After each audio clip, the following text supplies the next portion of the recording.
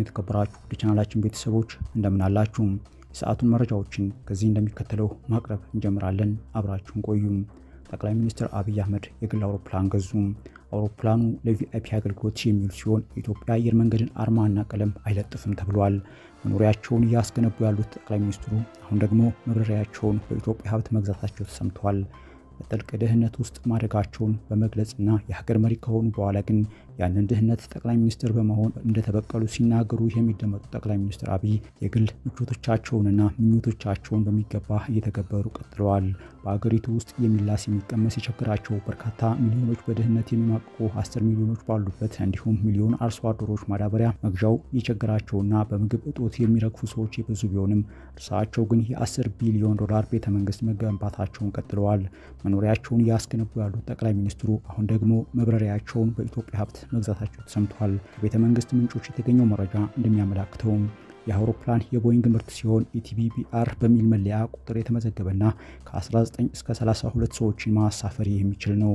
አውሮፕላኑ ለጠቅላይ ሚኒስትሩ የበረራ አገልግሎቶች ብቻ ተብሎ የተገዛ ሲሆን የመኝታ ቤቶች፣ የመመገቢያ ስፍራዎች፣ የሻወር ክፍሎች፣ ሳሎን እና መሰል የቤት ውስጥ አገልግሎቶችን የያዘ ነው።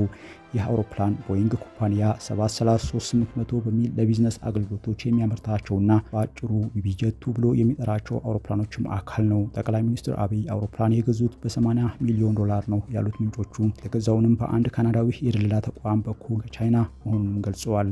እንዲያም ሆኖ ጠቅላይ ሚኒስትሩ የገዙት አውሮፕላን አዲስ አይደለም የሚሉት እነዚህ ጉዳዩን የሚያውቁ ሰዎች ይህንን አውሮፕላን በአሁኑ ወቅት ቦይንግ እያመረተው አይደለም ሲሉም ነው የጠቀሱት። የቦይንግ ድርጅት ለቪአይፒ አገልግሎት የሚሰጡ አውሮፕላኖችን የሚያመርት ቢሆንም ይህንን ጠቅላይ ሚኒስትር አብይ አህመድ የገዙትን አይነት ምርት ግን ካቆመ ቆይቷል ብለዋል።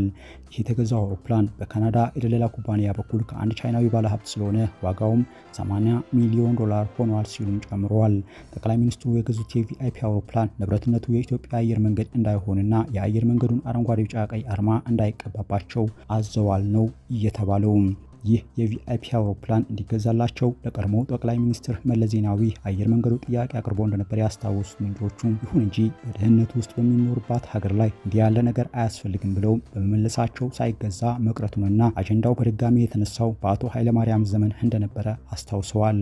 በአቶ ኃይለማርያም ደሳለኝ ዘመንም ይህንን ጥያቄ ያቀረበው የኢትዮጵያ አየር መንገድ ሲሆን እርሳቸውም ጥያቄውን ሳይቀበሉ መቅረታቸው ታውቋል። ጠቅላይ ሚኒስትር አብይ አህመድ ግን ይህ ጉዳይ እንዲፈጽምላቸው ማዘዛቸው ተገዝቶላቸው ሲሉም ገልጸዋል። የቪአይፒ አውሮፕላን በመግዛት አብይ በኢትዮጵያ ብቻ ሳይሆን በምስራቅ አፍሪካ ውስጥ የመጀመሪያው ናቸው። አብዛኞቹ የአካባቢው ሀገራት ዓለም አቀፍ በረራ የሚያደርጉትን ተከራይተውና ተጃምለው ሲሆን ብዙ ጊዜ ተስተውሏል። የኬንያው ፕሬዝዳንት ባሳለፍነው ዓመት ወደ አሜሪካ ላደረጉት በረራ ከተባበሩት አረብ ኤሚሬቶች ለተከራዩት አውሮፕላን የሀገሪቱ ግብር ከፋዮች ገንዘብን ያለ አግባብ አውጥተዋል ተብለው ለቀረበባቸው ህዝባዊ አቤቱታ ይቅርታ መጠየቃቸው ይታወሳል። ፕሬዝዳንት ሩቶ በኪራይና በሀገራቸው የኬንያ አየር መንገድ አውሮፕላን ዓለም አቀፍ በረራዎችን የሚያደርጉ ሲሆን የኤርትራ ፕሬዝዳንት ደግሞ ከሌሎች አገራት ጋር ተዳብሎ በመጓዝ ይታወቃሉ። ከጠቅላይ ሚኒስትር አብይ አህመድ ጋር መልካም ግንኙነት በነበራቸው ወቅትም በኢትዮጵያ አየር መንገድ በጋራ ወደ መካከለኛው ምስራቅና ቻይናም በአንድ አውሮፕላን ይበሩ የነበር ሲሆን በመሰል ዓለም አቀፍ ስብሰባዎች ላይ ሲታደሙ ደግሞ የጋባዥ ሀገራት አውሮፕላን ይላክላቸው ዘንድም ይጠይቃሉ። የሶማሊያና የደቡብ ሱዳን ፕሬዝዳንት የሚበሩትም በተመሳሳይ ከግል አቅራቢዎች በሚከራዩት አውሮፕላን ሲሆን የጅቡቲው ፕሬዝዳንት ደግሞ ሬድ ሲ ኤርላይንስ በተሰኘ የመንግስት አውሮፕላን ከአገር ውጭ ይበራሉ። እናም ጠቅላይ ሚኒስትር አብይ የግል መብረሪያቸውን በ80 ሚሊዮን ዶላር በመግዛት ከምስራቅ አፍሪካ ብቸኛ መሆናቸውንና በ10 ቢሊዮን ዶላር ቤተመንግስት በመገንባትም ከአፍሪካ አንደኛ ሆነዋል።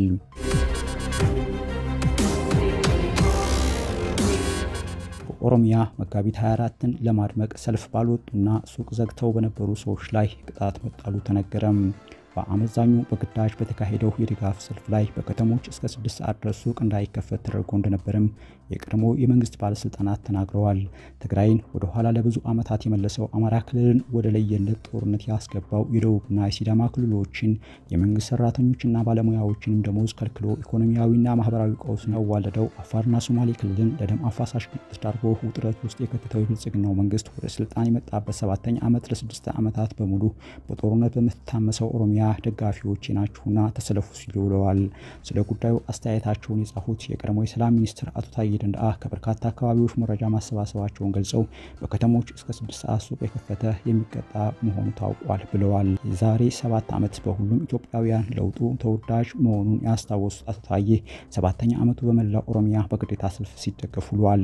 የብልጽግና ደሴት ነዋሪዎች ከፊት ሆነው ሲጨፍሩ ህዝቡ እያለቀሰና እያዘነ ከኋላ አጅቧል ያሉት የቀድሞ ባለስልጣን መጠነኛ ሰልፍ በአሶሳና በወላይታ ሶዶ ከመታየቱ ባሻገር ትዕይንቱ በዋናነት በኦሮሚያ ተወስኗል ያሉት አቶ ታዬ አክለውም የኦሮሚያ ክልል ሀገራዊ የተባለውን አጀንዳ ብቻውን ለምን እንደወሰደ ያጠያይቃል ያሉት አቶ ታዬ ሀገራዊ ለውጡ መከበር ከነበረበት ያለ ልዩነት በሁሉም ዘንድ ይገባ ነበር ብለዋል። እንዲያም ሆኖ ይሄው በመጋቢት 27ኛ ዓመት በብዙ ክልሎች ሳይታወስ የቀረ ሲሆን ይህ መንግስት በኦሮሚያ ብቻ ድጋፍ ያለው ለማድረግ የተሞከረበትን ሂደት ከለውጡ ወዲህ በኢትዮጵያ ውስጥ ተገዶ የሚሰለፍ ህዝብ ከኦሮሚያ ውጪ አለመኖሩን ያሳያል ሲሉም ገልጸውታል።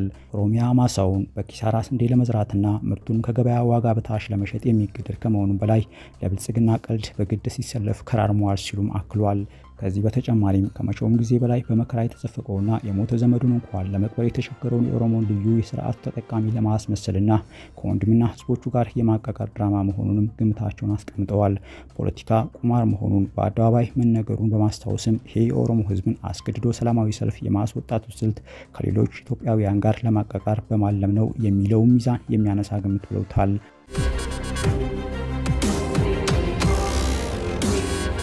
ሀገራዊ ምክክር ኮሚሽን በታጣቂዎች በኩል በዚህን ቀን እንመጣለን የሚል ምላሽ የለም፣ ግን ልኡካናቸውን እንደሚልኩ ተስፋ እናደርጋለን ሲሉ ኮሚሽነሩ ዮናስ አዳዬ ምላሽ ሰጥተዋል።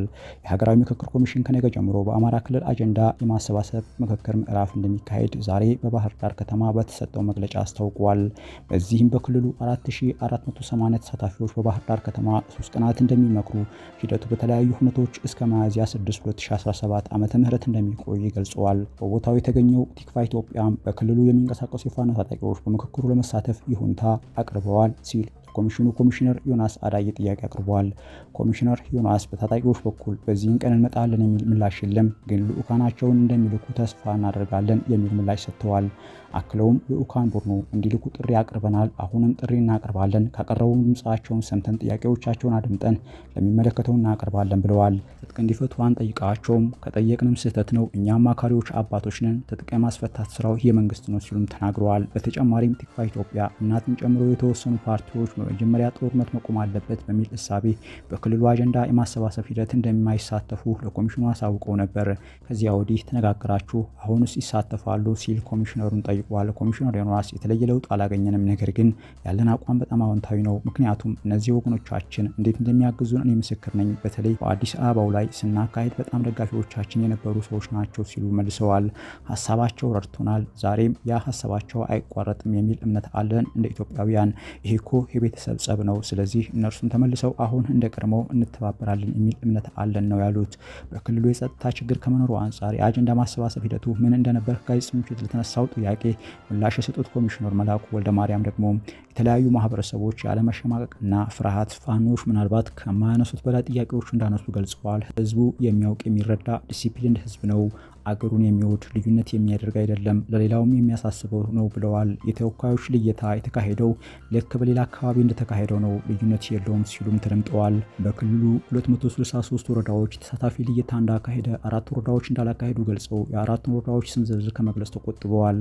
ከ10 ዩኒቨርሲቲዎች 26 መምህራን 2232 ተባባሪ አካላት እንዳሰለጠኑ የተናገሩት ኮሚሽነሩ በተሳታፊ ልየታ ረገድ ደግሞ 13900 ወንዶች፣ 5698 ሴቶች በድምሩ 19598 ሰዎች በዚህ ሂደት እንዲያልፉ ተደርጓል ብለዋል። አክለውም መላውን አማራን ያካለለ ነው ማለት ነው፣ የቀሩት 4 ወረዳዎች ናቸው በታወቀ ምክንያት ነው ያሉት ኮሚሽነሩ የሴቶች ተሳትፎ 30.3%፣ አካል ጉዳተኞች ተሳትፎ 5.7%፣ የተገለሉ ሰዎች ተሳትፎ 4%፣ የውስጥ ተፈናቃዮች 6.9% ነው ሲሉም አስረድተዋል። የፖለቲካ ፓርቲዎች ሸኔ ፋኖ ምንድነው የሚፈልጉት? አዲስ የፖለቲካ ስርዓትን ገንባ፣ ዲሞክራሲያዊ ስርዓት እናምጣ፣ እኩልነት ነጻነት የሰፈነበት አገር እናድርግ ቁጭ ብለን ተነጋግረን፣ ከዚህ ውጪ ምንድነው የሚፈልገው ሲሉ ጠይቀዋል። መንግስትም ሌሎችን በጠመንጃ የሚያሳኩት ነገር የለም፣ ሊያሳኩም አይችሉም ሲሉም ተደምጠዋል።